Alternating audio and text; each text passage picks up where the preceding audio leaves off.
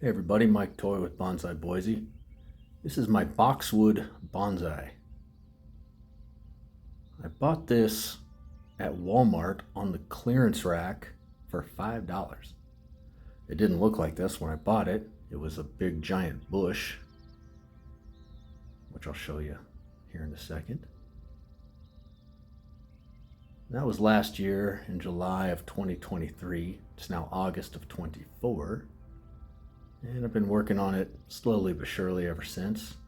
Trimmed it up a couple of times. It's a cool little tree. It's got a good structure, got a good root base, good taper. Got some work to do still, but it's on its way.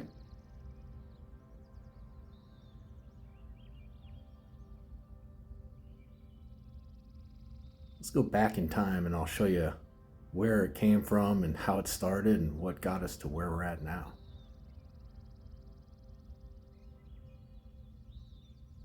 So that's what it looked like when I first got it. Big bush on clearance. $5. You can barely see it, but it's $5. At the time, I remember looking at the trunk.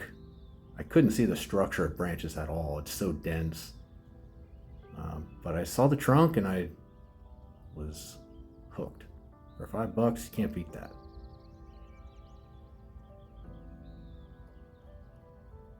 Oftentimes, these nursery trees are just basically a cluster of cuttings. So it usually doesn't have one main trunk like that. You'll see like 3 or 4 or 5 kind of multiple trunks. But even though it was late in the year, I mean, it was like late July at the time, I figured for $5 I could risk it. So I hacked it up pretty good.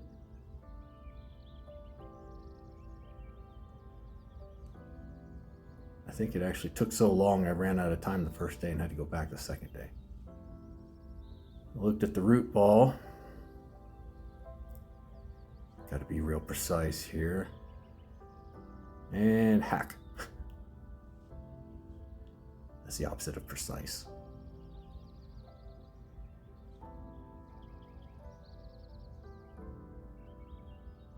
Full disclosure, be very cautious when doing this late in the summer. I'm surprised it lived at all. I forget what rationale I used at the time for doing this that late in the year, but it's okay, it worked out. Got it into that pot, and it was a little awkward looking. You needed to fill in a lot in the middle, top middle there, but you know, it was on its way.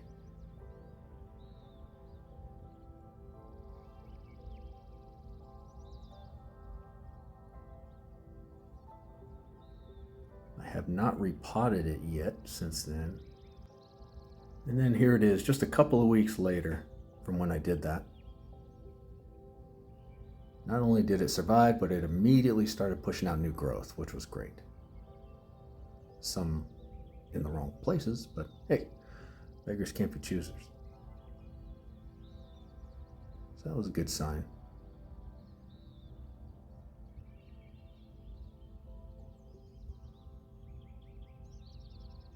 I didn't put a ton of thought into branch structure at the time. I put a little thought, but I just wanted to get it into kind of a rough shape, and I figured I'd do some refinement later on. Survived all winter, and then here it is the following spring, April of 2024. You can see it's filled out quite a bit, but it still has that big kind of bald spot right in the top, in the middle there.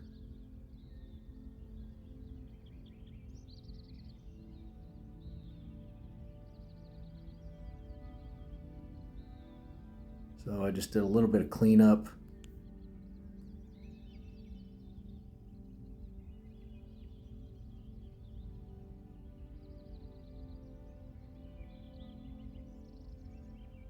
Like that.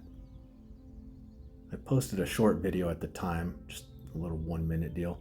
But you can see where I took out a major branch, bottom right there. So we had 3 big branches coming out of one spot. And I think I caught it in time before we got any bad reverse taper issues.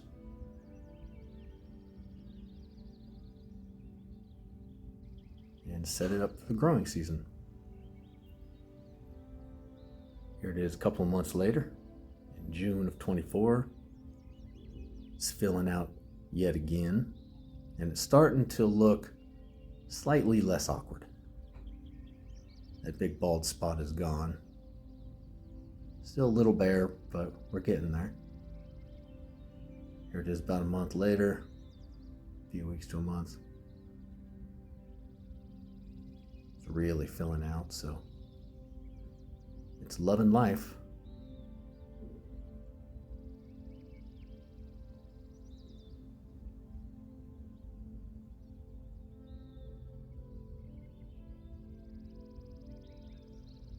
I've always liked the root base on this, the way that it tapers down and kind of bulges out at the root base.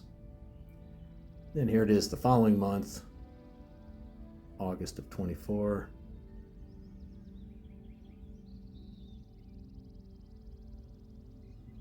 The leaves are nice and green, very lush, filling out.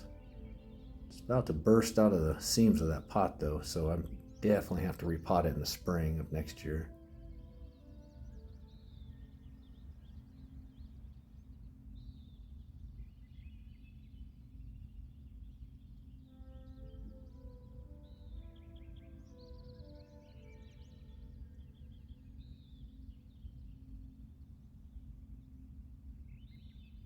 And then here it is as of now.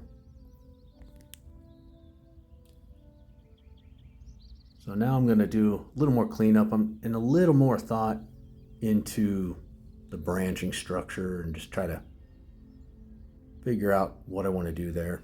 It's kind of tough. This is a good problem to have, but it's kind of tough to figure out where some of those branches come from because it's so dense. So you kind of have to like nip your way in there a little bit instead of big, bold cuts right off the bat. You kind of have to like slowly trim your way in just to get an idea of the branching structure. I'm going to try to clean up some of these previous big cuts right there. And I got to figure out what to do with those two little branches. I find on this tree that there's a lot of gray area branches. So you can kind of see the one there, bottom right, both of those on the bottom right, particularly the second one up, if that makes sense. It's not at the base of the trunk, but it's kind of close. And that happened a lot throughout. So there's a lot of little decision points where I have to decide, it's borderline.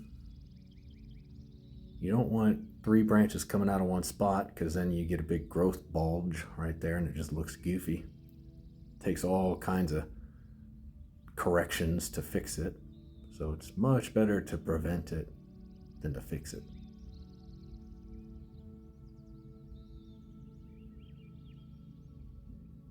That being said, I pretty much think I talked myself into what to do. First, I'm going to try to clean up this cut and make a little smoother transition.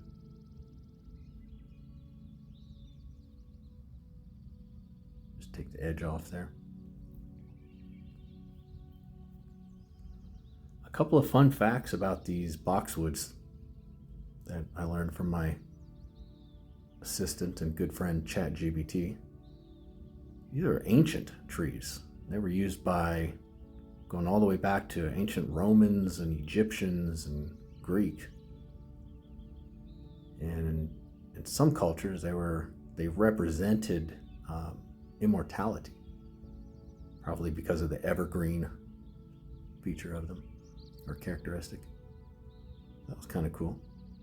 I also found that the wood from boxwoods were used a lot in musical instruments, like especially wind type, like flutes and those type of things.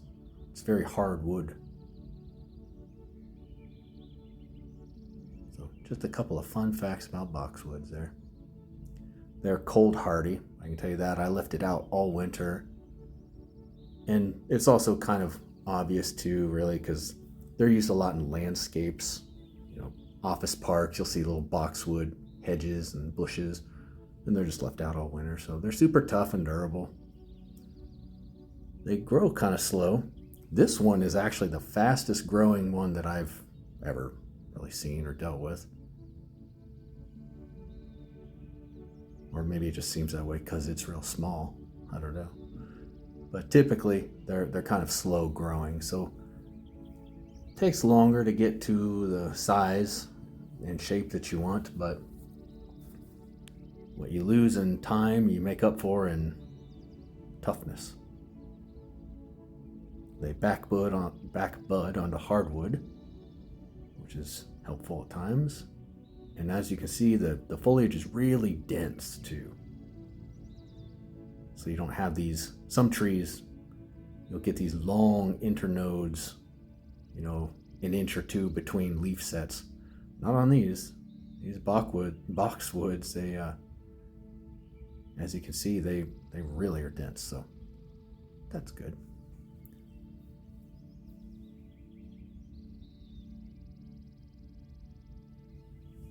I've got this sped up pretty fast too, I think about 4 times the normal speed, just because I went so slow and methodically. It's just, the more you stare at it, the more lost in a maze of foliage you get. You almost have to walk away from it for a minute and come back.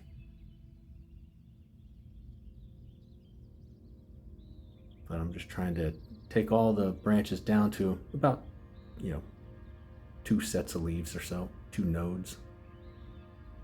And the reason that I do that, I get asked this a lot, and it's a valid question. I remember wondering it when I was, first learning about bonsai, is why do you take them back so far? I mean, you've got all this foliage and it looks good, at first glance. So why take it back so far? Now it looks less good.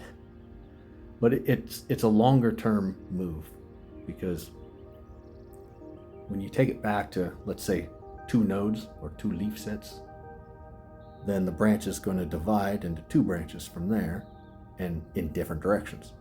So instead of one long straight branch, you have 2 branches, so it divides, and going in separate directions. So when you look at it, the branch itself just has movement that way, because then you do it again later, and again later, and again later, and it gets new movement each time you do it. So it doesn't always look good right off the bat, but it does in the long term. It actually doesn't take long either. I mean, just look at the branch structure on this one. It starts with 1 trunk, divides into 2, then it goes up, divides into 2 again, and so forth. But had whoever had it at the time not trimmed it at all, it wouldn't look like that. It would just look like one long straight trunk. So it takes time to see the benefits of doing it, but it definitely is worth doing. Every time I don't do it, I regret it, because then I gotta just do it later. So anyways, I digress. Back to this.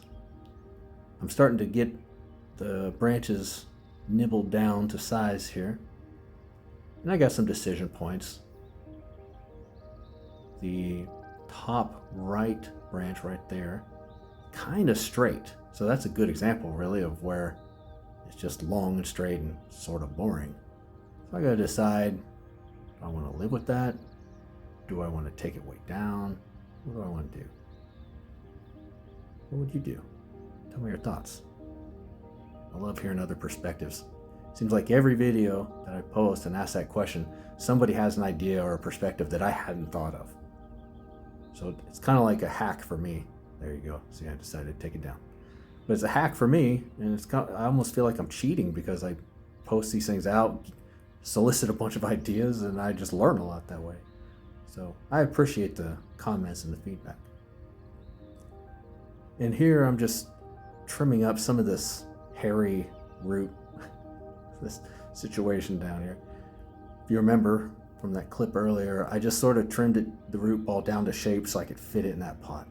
I didn't comb the roots out or anything, so just giving it a little haircut to make it look halfway respectable. And there it is. So I got it down to a shape that I like and a structure that I like, or at least pretty close.